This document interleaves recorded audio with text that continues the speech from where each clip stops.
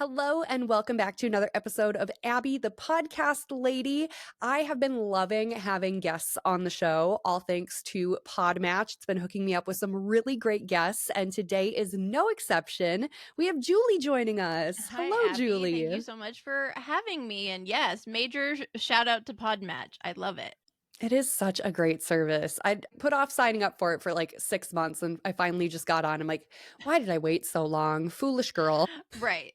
There's always those great things that you think, oh, well, I won't use it right now. And then you get in, you're like, why haven't I been using this? So, Julie, can you give me a little just background on who you are and what your role is in the podcasting Yeah, space? so I've been in the podcasting space for 4 or 5 years now, still kind of a newbie in some ways, but after I started my coaching business back in 2020, I was taking all the classes, that we take as online entrepreneurs, and I took a podcasting class, and it never really went anywhere with what I was doing then, which was career coaching.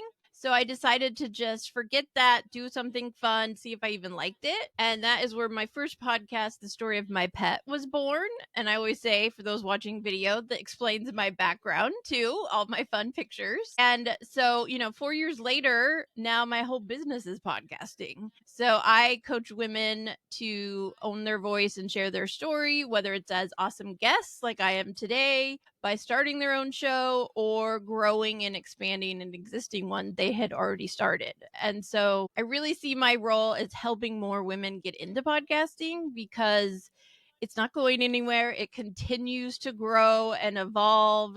And that doesn't mean everyone needs a podcast, but there are a lot of different ways you can tap into it, especially if you're an entrepreneur or a business owner. And so that's really where my role is now in that space, is just getting more women into it and more women's voices shared, because it's still male dominated in a lot of ways.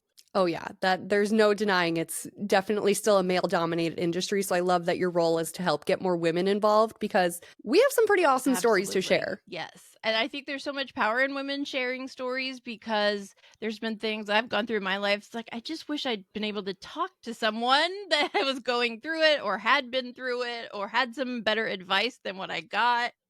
Everything from our own health and mental health to starting a podcast and running a business. So many ways that we can help each other.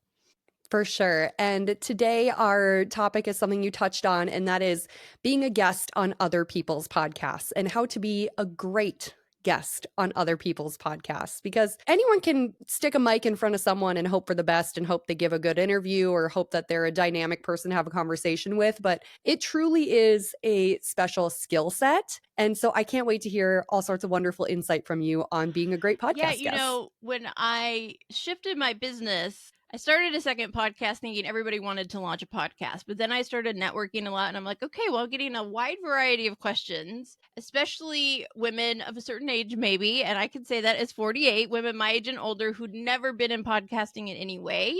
So they didn't even know how it worked, let alone if they wanted one. And so I always tell people, start with guesting. It's a great way to kind of dip your toe in, see if you enjoy it, that sort of thing. But then I started realizing there were little things people didn't know, like, yeah, don't ask to be on a podcast you've never listened to. That's a great place And to it start. seems silly, and some of us be like, yeah, but I get reached out every day having two podcasts. I get emails, I get DMs. I want to be on your podcast, or my client wants to be on your podcast, and they have these great pitches, and I just want to reply, hi, did you read the title of my podcast? Like, The Story of My Probably Pet, and not. you just gave me this great pitch for a business topic, right? And so I'm seeing a lot of people doing it the wrong way. And so, what I really try to help people in my community, people who are my clients, I say, let's talk about your why. Like, why do you want to guest? What is it you want? Do you want to grow your email list? Do you want to sell your book? Do you want to, get people to follow you? What is that first step? Because then we can figure out, well, then what are the right type of shows for you to be on? And what shows are going to have the listeners that you want to talk to? And those are really simple things, but people just often say yes to anybody that asks them to be on their podcast. And, when you're starting out, that's fine. We all have to practice and get used to how to do an interview, but you don't want to waste your time, and you don't want to do a great interview on a podcast that isn't going to be heard by people you actually want it to be heard by. And I give myself as an example. I've been guesting a lot this year. I think I have 22 or 23 published episodes as of right now. a lot thanks a lot Oh my thanks to goodness. Podmatch.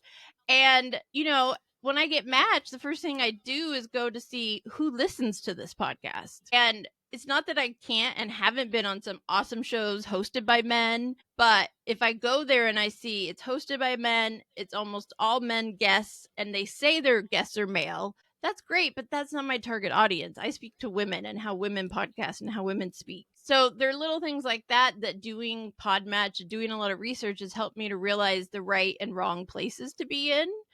And also, sometimes it's not the right time for me to approach certain podcasts. So there is a lot of strategy in that. And I also my career before COVID was in higher education. So I did a lot of research. I have a doctorate in psychology. So I am an analytical person. And I really try to help people think that way about it, because you want to be strategic. Otherwise, you're just, going and having fun doing interviews. It's not as much about your business. Yeah, that's very true. First of all, Nope. congrats on the doctorate. That is insane. Like, mad kudos. Like, that's a lot of work to get a doctorate. So, Thank you. congratulations on that. Good for you. It was a long time going achievement, and it definitely was not easy for different reasons, but I've always loved school. I've always loved being a student, and I used to teach. I used to teach psychology and statistics. So that's what I love about podcasting, because it's kind of the same. I'm learning every day. There's always something new, or it changes. Then I get to teach other people how to do it, whether it's podcasting themselves or being a guest. And so I really love being able to use those skills I used to do every day in this new world of podcasting. You can tell you have a passion for it. There's absolutely no Thank denying that. you. And I think that's what's great about podcast guesting is we get to kind of share our story, different parts of it, and our passion for things. And I always tell people you can't be a good guest or even a good host if you're not passionate about what you talk about, because it's going to come through in how you talk about it. And I've had some dud guests, trust me, where I'm like pulling words out of them. But, that's why the story of my pet was so much fun for me, and I still do it, is because I love it. I love talking about animals. I always have. And I've learned so much by interviewing these amazing guests who work and volunteer and rescue, that it's widened my own understanding of the world of animal welfare. But it's also, I'm like, I get to help other people have that understanding and learning. So, as a guest, you really want to think about, like, what is your purpose? Are you wanting to educate people about something you do and how you may be able to help them? Are you advocating for someone? Are you, what is that thing? And I see a wide variety of people as guests. They're authors selling a book, they're coaches trying to grow their business, but ultimately guesting is for visibility and for more people to meet you that you may not meet through social media or through networking and other ways like that. So that's why I really encourage people to be awesome guests. But it's not just the interview, it's the after that's important too, right? Yes, so important. I would love to hear everything you have to say about that because I have a feeling we're going to agree on most of it. And I will preface it with, you can only be as good of a guest as your host sets you up to be, right? There is some aspect on us as hosts. We have to provide the content for them and provide some of the information. I have been on a few podcasts where I was never even reached out to after my episode come out. I just happened to see that the episode was live. I'm like, "Oh, you didn't send me a link, you didn't send me anything." So it's like you guys are missing out on me promoting it to my email list, on my social media. And so as a guest, I always tell everyone to, be very aware of when it's going to come out. And a lot of good hosts will tell you that, or at least an idea of when. And, ask for them to give you as much as they can, whether it's images from the cover art they create, clips from the episode, link to the episode, or full episodes. Times guests, hosts do that too, because there's a lot of ways you can take that and turn it into even more content for yourself. And I have done that many times. I have a whole page dedicated on my website to guesting, and I list all of my episodes, whether it goes to their audio or video.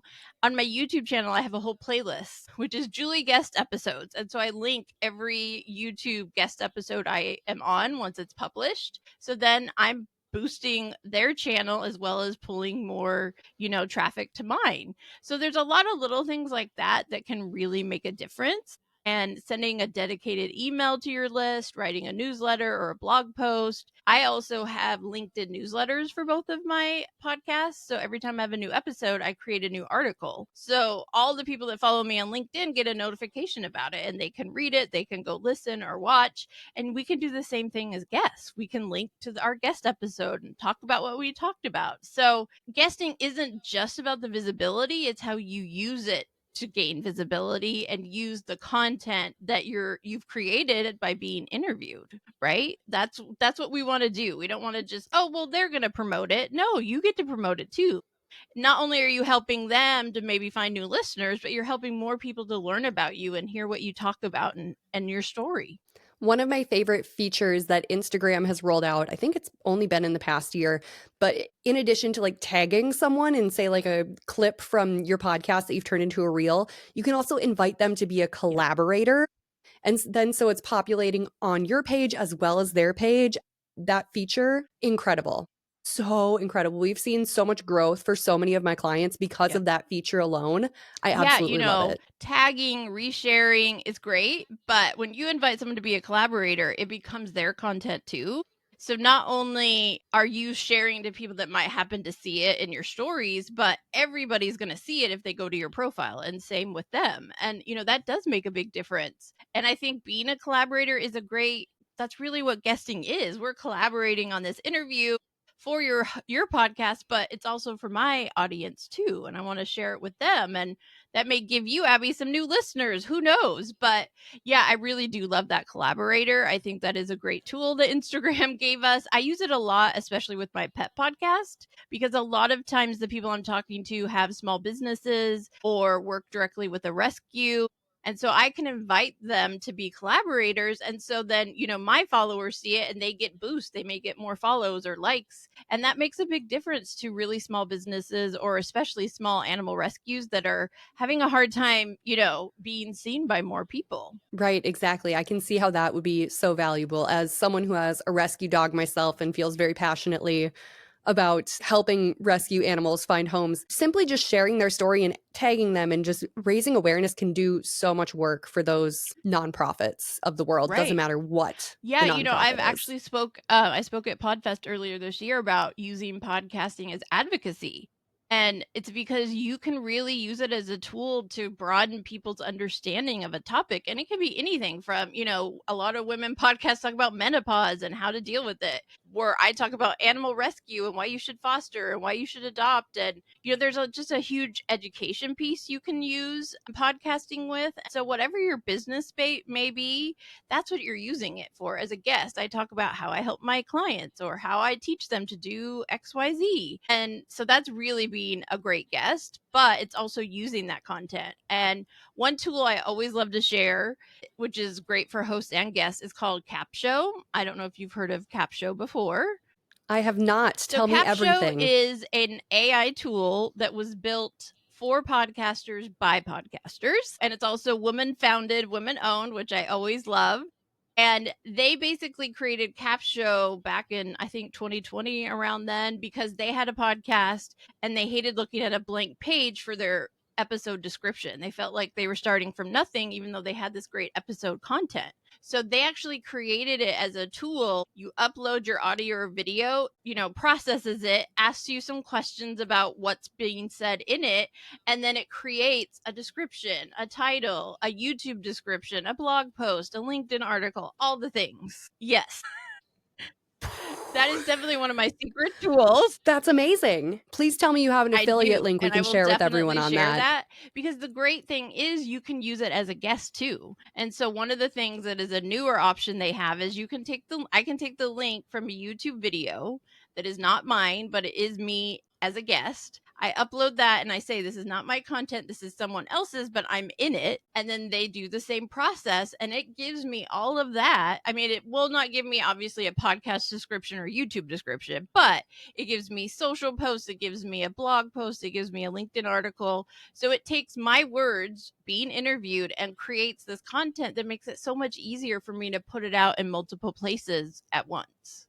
That's amazing, especially for people who are doing all the editing and all the social sharing on their own. like the DIYers of the world. They don't have a dedicated social media person or a dedicated podcast producer. Like that is such a Oh my gosh. time saver. Such a huge Like I can't wait to Such a poke huge around. time saver. And there's a lot of AI tools for podcasters. I use Buzzsprout for my podcast, and they have some AI tools built in, which are great too. But what I love about Capshow is I can use my guest episodes. I can even take a workshop I've done online and I can create content from it. So as a coach, as an entrepreneur, and even as a speaker, I could take a recording of me speaking, whether it's virtually or in person, and create content from it and help me get booked again. So I always share that tool because I think even if someone's only guesting and they have no interest in being a host, there are still tools available to you that you can maximize the guesting you are doing and create more content so you're not having to constantly be coming up with brand new information. I think that is so amazing. And I love the fact that like you're a guest on my podcast right now, but I'm learning new things from you about like tools to use to help me run my business better and help my clients better and get the word out and help serve other people. Like this is what podcast guesting is all Absolutely. about. And it's so funny because when I talk to people about guesting, I go, well, I guess because I learn. As a guest, I get to see how every host does it because that's also the great thing about podcasting, right? We get to do it however we want it to be. But that also means guesting is you never know how they're going to do it, right? Live streaming, recorded, video, audio only. I mean, we have so many options. But as a guest, and because that was like one of my big goals this year, and I've done it so much, I'm constantly writing down notes. Like, I loved how they did this. I loved that they did this before or after, or, oh gosh, don't do that. I will never do that to my guest, And so I think it is important, even as podcasters, to guest because we can learn from others by your process or what we talk about, so many different things. Yeah, the workflows are just so different. And I actually love when people ask me the question, like, well, what's the right way to do it? I'm like, there is no right way. The right way is the right way that works for you to be sustainable and not burn yourself Exactly. out. That's the right way. Doesn't matter what tools you're using to edit, what platform you're hosting on. The right way is what works for Absolutely. you. And I think it's the same with guesting. I often tell people to use Podmatch, which is such a great tool to find podcasts, but it's like you also have to have time to do it. You have to go into Podmatch regularly, see your matches, listen, is this a good match? You have to have have your like Google spreadsheet with all your links and everything ready. And it is something you have to give yourself time to do on a regular basis, whether that's blocking out an hour a week or a month, that is your dedicated time because guesting only works so much if you put the work in. And it takes time to build up doing several episodes and they all come out at different times. So just like podcast hosting, if you're guesting and really want to use it as a positive impact on your business, you really have to find the right tools that work for you and your workflow and what you have time or don't have time to do. I think that makes a big difference too. Yes, for sure. So let's get into pitching yourself to be a guest on other people's podcast. Whether you're using a service like Podmatch, I'm just going to keep blowing wind up Alex's skirt because what a great service, or just cold pitch emailing people. I would love to hear what your top 3 things should be in a pitch to be a guest on a podcast. Well, definitely lead with, I listened to this episode and this is what I loved or what I learned. I mean, that's going to grab host attention. You're saying, I listened to your podcast. I've been listening. I loved this episode. I loved this series, whatever it is, because that shows you right away they don't not only know what podcast they're talking about. This is not a cold pitch. They've listened. And then the second part is what can you give their listeners as a guest? Because you don't want to just list 5 or 10 different topics you talk on because that can be all over the place. It's like based on listening to one or more episodes, what do you think their listeners need and what can you provide them? Like, I would say to Abby, "Hey, I would love to come on and give like my top 5 tips for being a great podcast guest, right? XYZ, and maybe give some bullet points." I think it's really important to make it clear what content or tips or help you can provide their guests because that's ultimately why we bring guests on, right? For them to talk about something maybe we don't talk about as much, or there's a specialty, or there's a hot issue out there right now that we want our listeners to learn about. So that's definitely the second one. And then the third one, it depends on what you talk about. Sometimes it's good to have a one sheet that you attach. Sometimes it's good to list, I was just on this episode and I really enjoyed it. It might be, a good fit of how I talked about this. So it kind of depends on who you are, but definitely giving them, I listened to your podcast. This is what I love. I would love to talk about this. And then these are the tips and the information I can provide your listeners. And I think they would greatly benefit from it. I think those are 3 really solid things to have, and I will note that you had all 3 of those in the pitch that you sent me on Podmatch, so way to talk the I talk and walk the appreciate that walk. because, sometimes as coaches, we say it, but we don't do it, right? Do as I say, But I not as will I say that do. it's also, again, we love Podmatch. Podmatch is so great because it's built in when you're matched. The podcast is right there. All you have to do is click play. And there's a new feature that when you get matched and you go to send them a message, there's a little note that says, "Wait, listen to the podcast here first and we'll tell them you did." And I'm like, well, that's great because Mm, they're gonna. I could say I listened, but how do you know? I could just look at the title and say, "Oh, I loved this episode," right? But Podmatch has kind of added that right. next layer that we're going to say, yes, we technically they hit play and they listen to one of your episodes. Yes. I would love to expand on the second thing that you mentioned, telling the person that you're pitching to exactly what you can bring, what idea you have for the podcast episode. I know myself when I'm sifting through the people who send me messages on Podmatch, that's what I'm looking for. I'm looking for someone to bring me a fresh perspective, a fresh idea. Not that I can't like go and figure out how to use their expertise on my show, but if they're telling me what they want to talk about, what they're interested in, that makes my life as the host so much easier because I already know that you're going to be excited about the topic and I'm not going to pitch you an idea that you're going to go, I Right. guess we can do that, but I don't know. Like that, it just makes Yeah, so and much I think sense. one little tip I always tell people is if you've listened to an episode, you're looking at their most recent, don't pitch a topic they just had another guest come on and talk about, right? So if I saw you just had one or more episodes about guesting, that's not what I'm going to pitch to you because you're going to be like, "Well, we just talked about that. We don't need another guest." So there also is that layer of seeing what the podcast is about, seeing the type of people that listen, but also see what they've been talking about. And are they doing a series on something you could add something new to? Can you talk about a perspective that hasn't been covered in the last 5 or 10 episodes? So I think that's another way to think about it too is yes, you want to say, this is what I can talk about. These are the things I can provide. And I noticed you haven't talked about this topic yet, or at least this season or whatever it may be. Because if you're pitching something all these podcasts have already talked about, you're probably not going to get a response, just like Abby said. Or if it's totally off the wall, it's not going to work out. Just remembered someone pitched me that they started a porta potty rental service. And I'm like, one, I'm kind of interested in that. But two, that's not really what my podcast is about. Well, and I get DMs and emails all the time that really it's not a good fit, even when it's not my pet one. I mean, there's a lot of times I get them from my pet one. I'm like, guys, did you look that we talk about animals, not about people or businesses? But even with my other podcast, which is Podcast Your Story, I get people reaching out all the time, and sometimes it's men wanting to be guests. And I'm like, I appreciate you, and I'm sure you have great content, but this podcast is focused on amplifying women's voices. And so I also say to you, please don't reach out to people you aren't really a good fit for because you're actually wasting your time and theirs. And I'm sure you've had this as a host. Like sometimes you feel like, please just stop bothering me. Like, if you're not a good fit, don't waste my time to have to read your email or whatever it may be. And I think some people just have a canned email they send 100 people without really doing more research.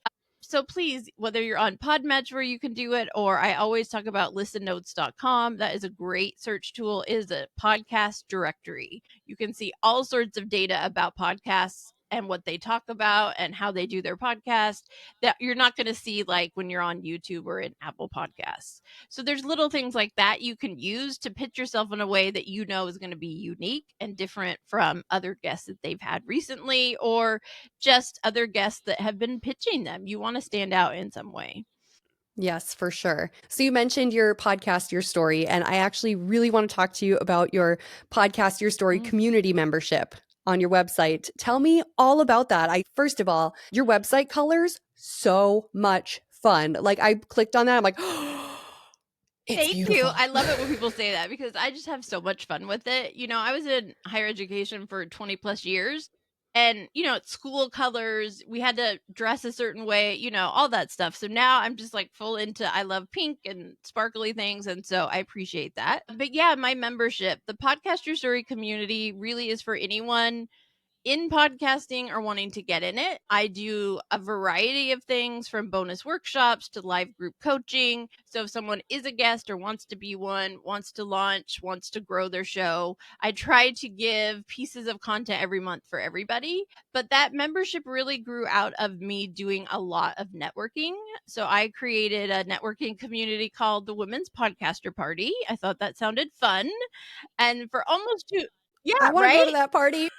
So for almost 2 years, I've been hosting monthly networking for women and non-binary people, guesters, podcasters, wherever you may be in the world, to come in and meet each other and to connect and maybe find collaborations. But I also bring in featured speakers. So other incredible women I've met through podcasting come in and talk about how to live stream, how to use your email marketing, how to do AI, how to do goals, like so many different things we've talked about. And as those events kept going and people kept loving it and giving me feedback, I realized that there was the like next level of support I could offer people.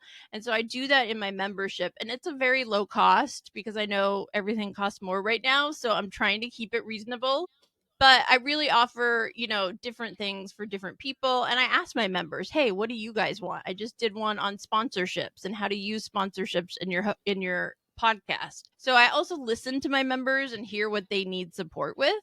And one of the things I do that the guests in my membership love is every month I do a live pitch fest. So for an hour on Zoom, Ooh. all of the members can come and people outside can join for a small fee, and everybody gets 3 minutes to pitch themselves as a podcast guest. And then after, I clip it up and I send people their clip of their 3 minute pitch, and they get to put it on social or on their website or do whatever they want with it. So, one, you get to practice pitching live.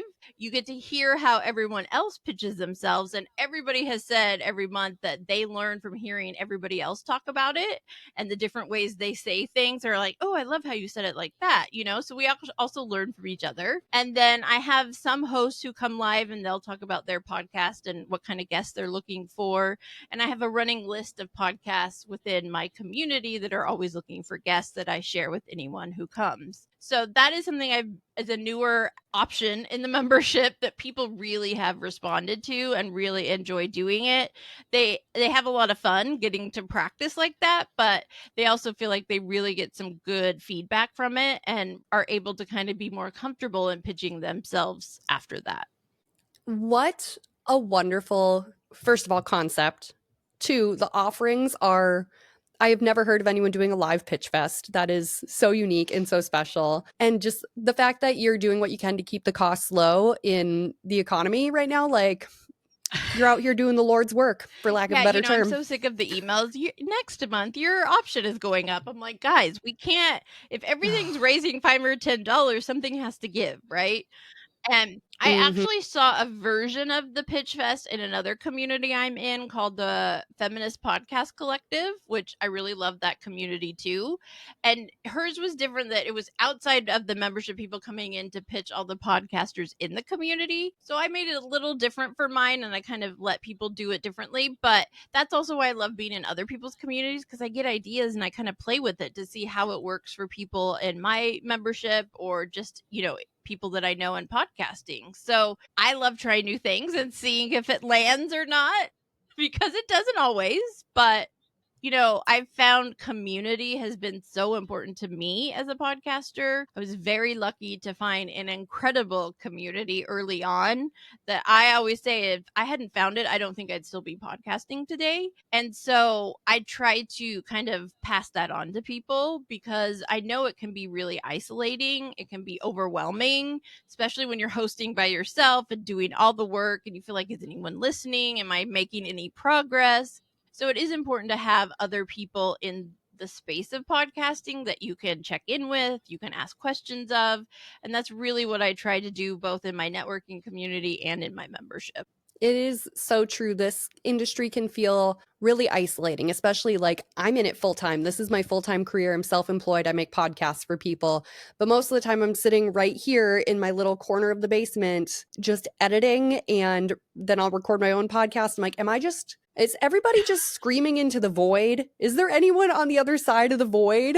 Because it does feel so isolating. But communities like yours, events like Podfest, when we can all come together and learn from each other and help each other, I think is just absolutely Absolutely. And magical. yes, another big shout out to Podfest. Love Podfest. I've gone the last 2 years. I had to think about it. And podcast is such a community. Like I've been to other conferences, but that you don't feel like everybody's trying to sell to you. It's really, I also call it like my podcast family reunion at this point because I get to see those people once a year in person, and there's nothing like being in person with each other, right? There's a different energy, but it's also just such a fun collaborative space where everybody's just there to learn and grow together and share and have fun. Yeah, Podfest is great. And they have a great community outside the in-person conference that I always tell people about, because you just want to connect with people and find those people that you can ask the questions of, where you don't feel like they're going to try and sell you something. They're just going to help you. And I love my pod Mm-hmm. pals, all of them all over the world. And I've learned so much from them. And people are so gracious. I've had a lot of great podcasters come into my networking community and speak and share their journey. And I haven't seen that in a lot of other industries, right? People are always chasing the dollar, or what are you going to give me in return? But podcasting, there's something about people who podcast. We're all really here for each other and sharing and helping people in different ways. And so it is a very special community to be a part of. And it can be very lonely and feel like, okay, I don't have anyone to talk to or bounce ideas off of. So really find your community within it, because there are a lot of great ones out there. And to bring it full circle, a great way to find your community is to be There you guests on go. I podcasts. always say that, one of the reasons we guest is to network. That's how you network and meet new people. And then they may refer you to someone else, whether it's to be a guest or speak or just to have a great, connection with. And so guesting is so important for growing your network, meeting new people, potentially finding new collaborators or referral partners. And that's why I say to women all the time, if you have a business or even a side hustle and you're not tapping into podcasting in some way, you are missing out, because you could be a sponsor for a podcast. You could be a guest. You could do all sorts of things that help promote what you do while helping podcasters grow their shows. That's the clip right there. That is the clip that's getting made into a reel, into a TikTok, into a YouTube short. That is the money piece. Absolutely. And I have to remind myself of it sometimes, when we're, like you said, when we're in the work of editing and doing all the stuff, you kind of feel like, oh, you get a little overwhelmed. But that's also why I keep guesting, because this is what fuels me, being online with other podcasters and just sharing and growing together. So if you haven't guested yet, just do it. You don't know how it feels unless you try it. And it's okay to try it and not really know what you're doing. We all start somewhere. I like that. That's great advice. Okay, to kind of wrap this up here, I have 2 questions. First one, what is a podcast you've been listening to lately that you've been loving that isn't your own? That's a good question. I will admit I don't listen as much as I wish I could. I think like any downtime is like, what do I need to get done? I'm literally pulling up my phone right now. I will say one that I've been a guest on that I love listening to, because she cranks out the content like no one. I mean, like, I feel like every time I go on LinkedIn, she has a new episode, and it could be every day. And that Oh, is wow. Amy Stone, and her podcast is called The Art of Imperfect Adulting. So as you can imagine, she has some pretty great conversations, and she talks to a wide range of people. And I really love the way that she gets her community involved. Like, there's a place where she'll ask a question related to who she's talking to, and then people can send in their questions. She's just really doing a great job of engaging her listeners. That's awesome. I'm going to have to definitely check that one out. I love the title of that one, because who is the perfect Right. adult Nope. among us? Doesn't exist. Some days I'm like, am I being an adult or am I just pretending? I feel like I'm pretending most days. And then just to wrap this all up, tell us where we can find you, where we can find your shows. Give us the whole rundown. If people want to connect with you, I will where do they always do send it? everyone to my website. You'll pretty much know it when you find it. Lots of bright colors, and that is juliemartypearson.com. You will find all of my upcoming networking events, workshops, both of my podcasts, as well as my membership if you're interested in learning more.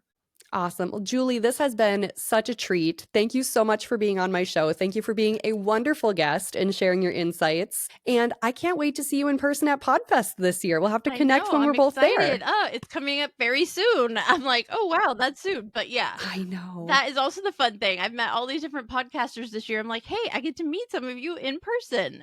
So I can't wait to meet you. And thank you so much Yeah. for having me.